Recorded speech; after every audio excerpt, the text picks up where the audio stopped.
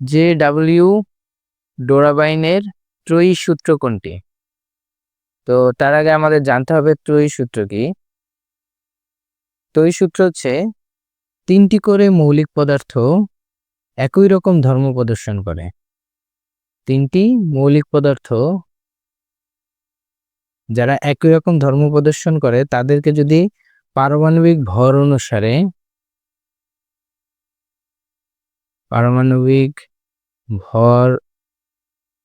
অনুসারে সাজানো হয় এবং এই বিজ্ঞানী লক্ষ্য করেন ডোরাবাইন যে এদের প্রথম ও তৃতীয় মৌলের পারমাণবিক ভরের যোগফল হবে দ্বিতীয় মৌলের পারমাণবিক ভরের সমান। যেমন এখানে দেখো লিথিয়ামের পারমাণবিক ভর হচ্ছে 7 এবং 3 নম্বর মৌলটি হচ্ছে পটাশিয়াম, এর পারমাণবিক ভর হচ্ছে 39। আমি এটাকে অর্ধেক করি, যোগফল অর্ধেক